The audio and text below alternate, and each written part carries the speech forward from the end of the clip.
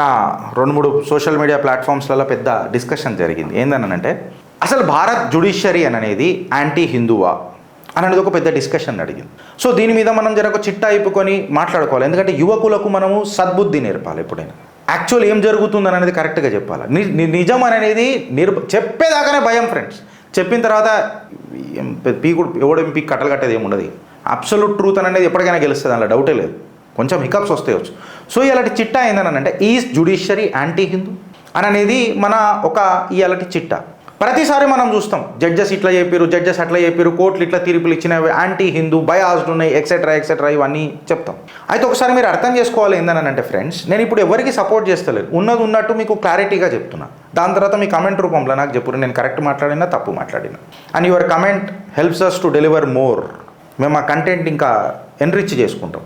భారత్ యొక్క నువ్వు సంవిధానాన్ని తీసుకొని చూస్తే, రాజ్యాంగాన్ని తీసుకొని చూస్తే ఇండియాకు సపరేషన్ ఆఫ్ పవర్స్ ఉన్నాయి. అంటే లెజిస్లేచర్, ఎగ్జిక్యూటివ్, జ్యుడిషియరీ ఇట్లా సపరేషన్ ఆఫ్ పవర్స్ ఉన్నాయి. అయితే ఇవాళ డిబేట్ ఏందని అంటే మళ్ళీ జ్యుడిషియరీ ఈజ్ యాంటీ హిందూ, ఈ పర్సెప్షన్ ఏంది, యాక్చువల్గా రియాలిటీ ఏంది.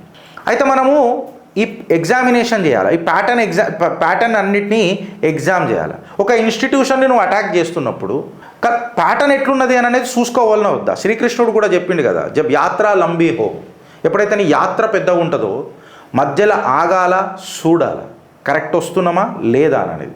సో ఇలా నేనేమంటున్నాను అంటే దీన్ని డీకోడ్ చేద్దాం.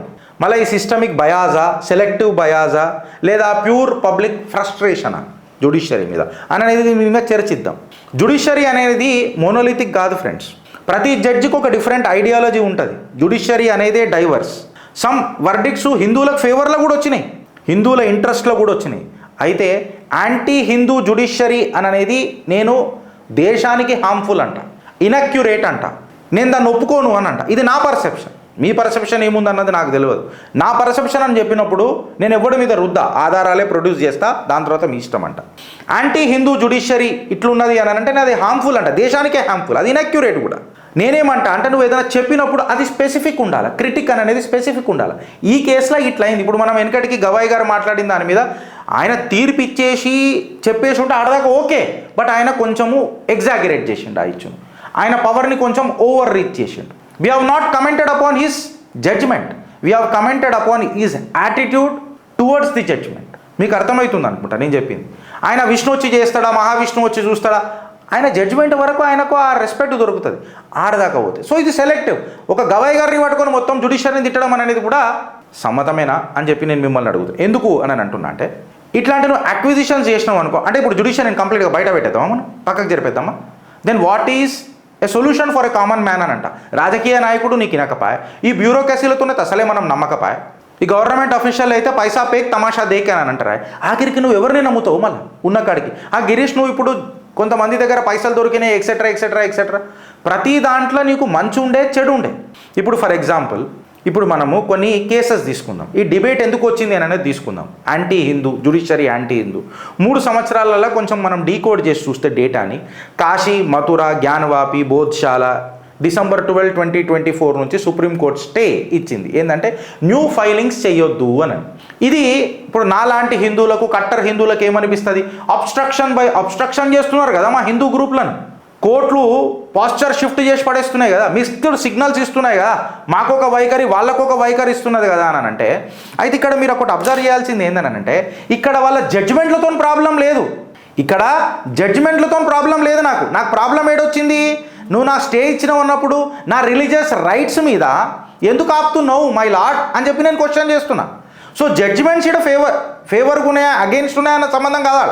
ఇష్యూ ఏంది, నువ్వు స్టాల్ ఎందుకు చేసినావు, నా హక్కును ఎందుకు ఆపుతున్నావు అని అనేది క్వశ్చన్. ఈ హక్కును ఎందుకు ఆపుతున్నావు దాని మీద ఇంకా చర్చ చేద్దాం ఇప్పుడు. అయితే ఇప్పుడు పాజిటివ్ జ్యుడిషియల్ థాట్ అనేది అయితే మనం మాట్లాడుతున్నాం చూడు, ఇది దేశానికి మంచిదంట. నేనైతే దేశానికి మంచిదంట. ఒక ఇండిపెండెంట్ ఇన్స్టిట్యూషన్, ఆటోనమస్ ఇన్స్టిట్యూషన్ ఎట్లా ఫేవర్గా ఉంటుంది, అగెయిన్స్ట్ ఉంటుంది అని అనేది మాట్లాడకంటే మనం ఆప్టిమిస్టిక్ ఉందాం, పాజిటివ్ ఉందాం. ఇప్పుడు డిస్ట్రిక్ట్ కోర్ట్స్ తీసుకుందాం. డిస్ట్రిక్ట్ కోర్ట్స్ ఎన్నో మేజర్ ప్రో హిందూ జడ్జిమెంట్స్ ఇచ్చినాయి, ప్రో జస్టిస్ ఆర్డర్స్ కూడా ఇచ్చినాయి. ఇది వాస్తవమా కాదా అని అంటే justice AK Vishwesh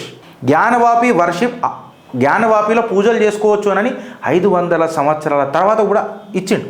after 500 years AK Vishvesh has given an orders allowing worshipping at Gyanvapi mosque worship చేసుకో అని చెప్పి ఇచ్చిండు. Justice Ravikumar Diwakar critical surveys ఎన్నో చేసుకోమని చెప్పిండు. మళ్ళీ ఇవన్నీ హిందూ ఫేవర్గానే వచ్చినాయి కదా. అయితే ఇప్పుడు ఏమవుతున్నా అంటే ఇప్పుడు ఒకటే రోజు అరెస్ట్ అయ్యిండు, దాని తర్వాత బెయిల్ ఇచ్చిండు. ఇది తప్పు కదా గిరీష్ అని మీరు అంటారు. ఉండొచ్చు, నేను కాదని అంటలేను. బట్ అలా మెరిట్స్ డిమెరిట్స్ ఏమున్నాయన్నది చూడాలి. And there are also provisions for going and for an appeal. We need to go for an appeal. అయితే ఇప్పుడు నేనేమంటా అంటే సుప్రీం కోర్టులల్లా హైకోర్టులల్లా డిఫరెంట్ బెంచెస్ ఉంటాయి, డిఫరెంట్ జడ్జెస్ ఉంటారు. సో డిఫరెంట్ ఫిలాసఫీస్ ఉంటాయి. జడ్జిమెంట్ అనేది కన్సిస్టెంట్గా ఉంటుంది అని చెప్పి నేను అనుకోను. కాకపోతే జుడిషియల్ ఇన్కన్సిస్టెన్స్ అయిందనుకో, అది పబ్లిక్ డిస్ట్రస్ట్ అంటే అపనమ్మకానికి దారితీస్తుంది కదా. ఆఖరికి ఒక సంస్థ ఉన్నది, ఆ సంస్థ న్యాయం డెలివరీ చేస్తుందని అన్నప్పుడు ఆ సంస్థనే ఇట్లున్నది అని చెప్పి ఒక అపనమ్మకం మనం క్రియేట్ చేసినాం అనుకో. ఇప్పుడు కాంగ్రెస్ వాళ్ళు చేస్తారు. ఈ కాంగ్రెస్ వాళ్ళు అంతా ప్రో బీజేపీ అని అంటారు, ప్రో హిందుత్వ అని అంటారు, ఇట్లా అంటారు. సో వీళ్ళు అన్నప్పుడు ఇది ఏమవుతుందంటే ఒక అపనమ్మకం క్రియేట్ అవుతుంది. మళ్ళీ వీళ్ళు జడ్జిలని మాకు ఫేవర్గా అపాయింట్మెంట్ చేసుకున్నది ఎవరు? వెనకటికి ప్రైమ్ మినిస్టర్కి ఆఫీస్కి ఫేవర్గా ఉండాలని మాట్లాడింది ఎవరు? కాంగ్రెస్ పార్టీ. సో ఇప్పుడు నరేటివ్ కాంగ్రెస్ చేసిందా లేకపోతే నువ్వు నేను అనుకుంటున్నామన్న సమస్య కాదు, బట్ యాక్చువల్గా ఏమున్నది అని అనేది సమస్య. Perception versus reality. నీకు 17 బెంచులు ఉన్నప్పుడు ఆబ్వియస్గా 17 పర్సెప్షన్స్ ఉంటాయి. ఎంటైర్ కోర్ట్ యాంటీ హిందూ ఉంటుంది. ఒక జడ్జిమెంట్ ఏదో వచ్చిందొచ్చు, నేను కాదని అంటలే. బట్ అలా డిమెరిట్స్ మెరిట్స్ ఏందో చూద్దాం. బట్ కంప్లీట్ జుడిషియరీని అనడం ఎంతవరకు కరెక్ట్? స్ట్రక్చరల్ డైవర్సిటీ దెబ్బతింటుంది కదా అని అంట. ఇప్పుడు పొలిటికల్ అండ్ జుడిషియల్ పర్సెప్షన్ తీసుకుందాం, లేదా పొలిటికల్ వర్సెస్ జుడిషియల్ పర్సెప్షన్ తీసుకుందాం. ఇప్పుడు రైట్ వింగ్ హిందూ అని అంటాం. మన government right wing Hindu government అని చెప్పి మనం అనుకుంటాం ఏంది అదే గవర్నమెంట్ అని అనుకుందాం. కాకపోతే ఈ ప్రభుత్వం చేసింది సబ్కా సాత్ సబ్కా వికాస్ సబ్కా విశ్వాసే కదా. అంటే అది సెక్యులర్ సెంట్రిస్ట్ సోషలిస్ట్ ప్రభుత్వమే కదా ఇప్పుడు ఉన్నది. ఇక్కడ ఎక్కడ కూడా డైరెక్ట్ హిందూకు మొత్తం నువ్వు గడపరిచ్చే గొడ్డలిచ్చే అది వలగొట్టి ఇది వలగొట్టి అనలే కదా. They have believed in the judiciary system, they have believed in the autonomous judicial structure of this institution. వీళ్ళు పేరు పెట్టిరు అట్లా ఏమనని రైట్ వింగ్ హిందూ అని చెప్పి పెట్టినరు. కాకపోతే ఈ ప్రభుత్వం అందరికీ చేసింది. జన్ధన్ అకౌంట్లలో పైసలు అందరికి పడ్డాయి. నువ్వు ఏదైనా స్కీమ్ తీసుకొచ్చినప్పుడు అందరికి వచ్చినాయి. విశ్వకర్మ యోజనల కింద అందరికి వచ్చినాయి. అందులో ఎవడు బెనిఫిట్ అవుతుండో నువ్వు కుల వృత్తులను వదులుకున్నావు హిందూ, అది నువ్వు గుర్తుపెట్టుకో. సో అయోధ్య వర్డిక్ట్ తీసుకుందాం. చాలామంది ఇప్పుడు ఏమంటారు, విషబీజాలు కూడా నాటిరు నరేంద్ర మోడీ మీద, చంపేయాల నరేంద్ర మోడీని అని. అయోధ్య వర్డిక్ట్ ప్రో హిందూ అని అంటారు. నేను అది ప్రో జస్టిస్ అంట. ఇది ఎన్నోసార్లు నేను మాట్లాడినా, ఎన్నో వేదికల మీద కూడా మాట్లాడినా. ఇన్ఫ్యాక్ట్ మనం ఆ రోజు జడ్జిమెంట్ మన చేతికేం జారిపోతుండే. ఇది ఒక ల్యాండ్ కేసు లెక్క డీల్ చేసింది సుప్రీంకోర్టు. ఆధారాలు కావాలా మాకని చెప్పింది. ఆధారాలు ఇచ్చిర్రు మన సంతులు సాధువులు. అది మన ధర్మం. పుణ్య సనాతనం నిత్య నూతనం మమతల హోమం నా సనాతనం. ఇది ఇట్లనే ఉండాలని చెప్పలే అన్నాడు. నిన్ను శక్తివంతుని తయారు చేసింది. నిన్ను శక్తివంతుని తయారు చేసినప్పుడు ఆ శక్తి ప్రదర్శన లోక కళ్యాణం మానవ కళ్యాణానికి ఉండాలని చెప్పి హిత బోధం ఏమంటారు నీకు బోధించింది. సో అయోధ్య వర్డిక్ట్ అనేది ప్రో జస్టిస్, అది ప్రో హిందూ కాదు. అది ప్రో జస్టిస్ లేకపోయినుంటే ముస్లిం లాబోడు ఊకుంటుండేనా? అసదుద్దీన్ ఓవైసీ ఊకుంటుండేనా? ఆర్టికల్ 25, 26 అని వరుతాడు కదా. మళ్ళీ అది ఏమవుతుండే? నేనేమంటా అంటే ఈ ఆర్కియాలజీస్ ఎవిడెన్స్ లీగల్ కంటిన్యూటీ ఇవన్నీ తీసుకొని జడ్జిమెంట్ ఇచ్చిరు కదా.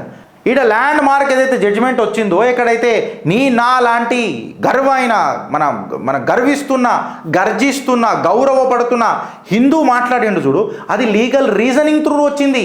ఐడియాలజికల్ ఫేవరెటిజంతో రాలే ఏ జడ్జిమెంట్. నువ్వు కొట్లాడే చరిత్ర నీది. జుడిషియరీ అంటే మళ్ళీ ఒకటే వాయిస్ కాదు ఫ్రెండ్స్. 34 జడ్జిలేమో 15 బెంచులేమో, correct me if I'm wrong, multiple ideologies ఉంటాయి. అవుట్కమ్ వేరే వస్తుంటుంది. అయితే నువ్వు అది ఒక్కటే బేస్ చేసుకొని కంప్లీట్గా అనడం అనేది అది ఇన్కరెక్ట్ అంట. ఇంటెలెక్చువల్ లేజినెస్ అని మాట్లాడతా. కరెక్ట్గా మాట్లాడాలంటే ఫైన్ ట్రిగర్ ఉంటుంది. నువ్వు లాగు ఆడికేని లాగినావనంటే వస్తుంది. నేను అందుకనే ఏమంటా ఫ్రెండ్స్ అనంటే, you may not know the Pythagoras theorem or you may not remember the formula for the integration by parts, but you have to remember the constitution of this country, the law and order of this country. నువ్వు అది తెలుసుకున్న రోజు నువ్వు చూడు గుణాత్మకంగా గణాంతకంగా ఎట్లా ఎదుగుతావు అనేది చూడు. Lawyers definitely ప్లూరారిటీని understand చేసుకుంటారు. వాళ్ళు పబ్లిక్ డిబేట్స్లలో ఇవి మనకు కనబడతాయి తప్ప లాయర్స్ దగ్గర కనబడాయి మనకు. దేనో మెరిట్స్ డిమెరిట్స్ తెలుసు, ఆడికేని గుంజుకొని వస్తారు. నేను ప్యూర్ లీగల్గా పోతలేను. ఇప్పుడు హిస్టారికల్ కంటెక్స్ట్ ఏంది అని అంటే anti Indian anti Hindu laws అని చెప్తాం. మళ్ళీ కొలోనియల్ మైండ్ సెట్ ఉన్న లాస్ మొన్నటిదాకా నడిచినాయి కదా, సెడిషన్ గిడిషన్ ఇవన్నీ. మళ్ళీ ఏమైనా ప్రభుత్వాలు ముంగడికి వచ్చి తీసినాయా? ఇవాళ నువ్వు అంటావు భారత్ని హిందూ రాష్ట్రం లెక్క డిక్లేర్ చేయాలని అంటే ఎట్లా చేస్తావు? టక్కన అంచలంచలుగా రావాలా నువ్వు ఏదైనా. వాళ్ళు అంచలంచలుగా వచ్చిర్రా నాయన నిన్ను గులాంగిరి చేసుకుంటా. కొన్ని వేల సంవత్సరాల నుంచి నువ్వు గులామయ్య ఉన్నావు కదా, ఇప్పటికీ నువ్వు గులామయ్య ఉన్నావు కదా. నినాయకం ఉన్నావు కూడా 5,000 ఇస్తే ఓటేసి వచ్చినావు ఆ జూబ్లీ హిల్స్లో. నువ్వు చక్కగా ఉన్నావా? నీ చక్కదనం ఎంత ఉందో తెలియదా? నువ్వు ఇట్లున్నావు కాబట్టే వాడు అట్లున్నాడు. నువ్వు ఇట్లనే ఉండాలా, వాడు అట్లనే ఉండాలా అని చెప్పి కోరుకుంటాడు బయటోడు. ఇప్పుడు వక్ఫ్ యాక్ట్ ఉంది, వర్షిప్ యాక్ట్ ఉంది, ఎన్నిసార్లు సవరణలు కాలే? వర్షిప్ యాక్టే తీసుకుందాం ఫర్ ఎగ్జాంపుల్. సుప్రీంకోర్టు ఇప్పటికీ నాకు తెలిసి 4-5 సార్లు 7-8 సార్లు వాయిదాలు చేసింది. అది సుప్రీంకోర్టు చేసింది కదా గిరీష్ అని అంటే ప్రభుత్వాన్ని అడిగింది, కేంద్ర సర్కారుని అడిగింది. మళ్ళీ నీ వైఖరి ఏంది దీని మీద, నీ స్పందన ఏంది చెప్పు అని అన్నది. మళ్ళీ చెప్పిందా? సర్కారు ఎవరైనా ఉండని నిష్పక్షపాతంగా మాట్లాడదాం. అట్లా అని చెప్పి నేను సర్కార్ని కూడా ఇబ్బంది పెట్టా. ఎందుకు చెప్పాలన్నా, వాళ్ళు 100 పనులు చేస్తే అందులో 1-2 డిలే అవుతున్నాయి. ఏమడ్డం వస్తుందో? Article 370 తీయలే, article 370 తీయలే. వక్ఫ్ అమెండ్మెంట్లో మొన్నటిదాకా పంచాయతీ వేరే ఉండే, ఇవాళ పంచాయతీ వేరే ఉన్నది. ట్రిపుల్ తలాక్ తీసుకురాలే, టైం పడుతుంది. టైమింగ్ అనేది ఉంటుంది ఫ్రెండ్స్. నువ్వు క్రికెట్ ఆడతావు, ఒకడు ఫుట్బాల్ ఆడతాడు. పేస్ బౌలర్ ఉన్నప్పుడు ఆ పేస్ మనకు మంచిగా పనికొస్తుంది. నువ్వు నాక్గా కొట్టాలా, టైమింగ్తో కొట్టాలా, తీసుకొని పోతుంది బాల్ని. నువ్వు ప్రతిసారి గవర్నమెంట్ ఏంది ఇట్లా అది కాదు. నేను దూషించాలంటే దూషిస్తా కదా. మళ్ళీ హిందూ సర్కార్ ఉన్నది, హిందూ హృదయ సామ్రాట్ ప్రైమ్ మినిస్టర్ ఉన్నాడు. మళ్ళీ ప్లేసెస్ ఆఫ్ వర్షిప్ యాక్ట్ ఎందుకు అవుతలేదు అని అంటే వస్తుంది. యూసీసీ చేసేయాలా, అది చేసేసేయాలా. అరే నువ్వు ఓటేయనికనే ఇన్ని సంవత్సరాలు పట్టింది. స్వతంత్రం వచ్చిన తర్వాత ఇన్ని సంవత్సరాలకు భారతీయుడు ప్రధానమంత్రి అయ్యిండు. ఇంతకుముందు భారతీయుడు కాదా గిరీష్ అంటే నేను అట్లా అంటలేను. నాకు కనిపించే భారతీయత అంటాం చూడు, నాకు కనిపించే భారతీయత, మనం అనుకునే భారతీయత ఇయ్యాల కనబడ్డది నీకు. అది ఇన్ని సంవత్సరాల తర్వాత టైం పడుతుంది, ఓపిక పట్టాలి కొంచెం. గిరీష్ నా ఊపిరి పోతే అని అంటే దానికి నా దగ్గర ఆన్సర్ ఉంటుంది.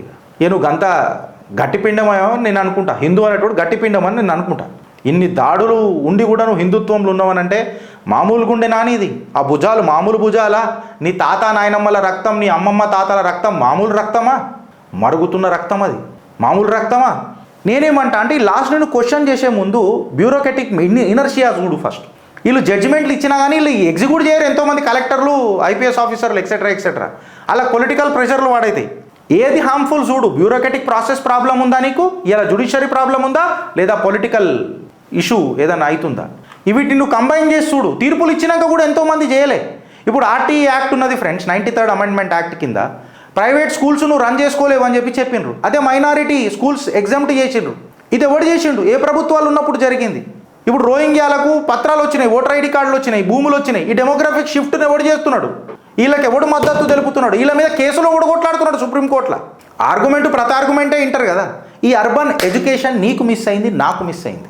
నేనేమంటా అంటే నువ్వు సాఫ్ట్గా ఆలోచించు, ఇన్స్టిట్యూషనలీ ఆలోచించు, స్ట్రక్చర్డ్గా ఆలోచించు. నువ్వు నేను జైలు పోతే పులివాల చాచా పోయినప్పుడు పెన్ను పేపర్ ఇచ్చి పిల్లలకు లెటర్ రాసుకోమని అన్నారు చూడు, మనకి ఇయ్యరు, బద్దలు వలగొడతారు లోపల ఇచ్చి. ఆలోచించు, ఆచరణకు దిగు, రాజ్యాంగబద్ధంగా దిగు. ఒక్కరోజు డిలే అవుతుంది, బట్ నువ్వు గెలుస్తావు, ఖచ్చితంగా గెలుస్తావు. లీగల్ ప్రాసెస్ అనేది ఖచ్చితంగా ప్రో హిందూ ఉండాల్సిన అవసరం లేదు. ఇప్పుడు రామ్ టెంపుల్ కేసు ఉన్నది. రామ్ టెంపుల్ కేసులో సుప్రీంకోర్టు తీర్పిచ్చింది. అక్కడ ఆ ఫైసలా సునాయియే మే బీ దేఖ్తాం, ఏక మచ్చర్ నై మరేగా, మే బీ దేఖ్తాం కోన్ మైకలా లాకే యాపే టైరేగా. అన్నా దేశకో ఉపయోగి యోగి ఆదిత్యనాథ్ లేకపోయినుంటే అది ఇంప్లిమెంట్ అవుతుండేనా?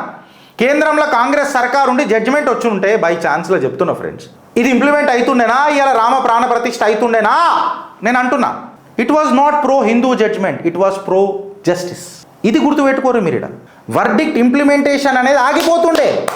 ప్రాబ్లం ఏడున్నదని అనేది గ్రావిటీకి దిగుండ్రు. ఒకటి మీద మనం బట్టగాలు చేసేస్తాం. ఎవడు పర్ఫార్మెన్స్ ప్రాపర్గా చేస్తుండు లేదనేది చూడుండ్రు మీరు. ఇప్పుడు జ్ఞాన్వాపి అని కాశీ తీసుకుంటే ఒక డెలికేట్ బ్యాలెన్స్ ఉన్నది. సుప్రీంకోర్టు ఇంటర్వెన్షన్ అనేది సెన్సిటివ్ ఉన్నది రిలీజియస్ మ్యాటర్స్లలో. దానికి public worship act, people's worship act అనేది ఒకటి వస్తున్నది. దానికి గవర్నమెంట్ కూడా స్పందించాలి. గవర్నమెంట్ అది ఇచ్చినప్పుడు వీళ్ళు అర్బన్ నక్సలైట్లుగా కొంతమంది గన్నులు, కొంతమంది పెన్నులు పట్టుకొని, కొంతమంది కవర్ ఫైరింగ్ ఇచ్చుకుంటారు, ఆర్జే సైమా లాంటి వాళ్ళు. వీళ్ళందరూ చీడపురుగులను ఫస్ట్ వేయాలన్నా అవుతా, లేకపోతే ఐడియాలజికల్ వార్. ఫస్ట్ టెరిటరీని మైండ్ బ్రదర్. అందుకే చిట్టా నెంబర్ 1 ఇలా మాట్లాడినా. గవర్నమెంట్కి లిమిట్స్ ఉంటాయి, జుడిషియరీకి కూడా లిమిట్స్ ఉంటాయి. బట్ సొసైటీ ఎక్స్పెక్టేషన్స్కి లిమిట్స్ ఉంటాయి కదా. ప్రభుత్వానికి లిమిట్స్ ఉంటాయి, జుడిషియరీకి కూడా లిమిట్స్ ఉంటాయి. సొసైటీ ఎక్స్పెక్టేషన్స్కి ఏడు ఉంటుంది? ఈ ట్రయాంగిల్ నీ మనసులో టెన్షన్ డిఫైన్ చేసింది అనుకో, హిందూ సివిలైజేషనల్ క్లెయిమ్స్కి అదవుతుందని అనుకో, నువ్వు ఆలోచన కోల్పోతున్నావా లేదా అనేది ఆలోచించు.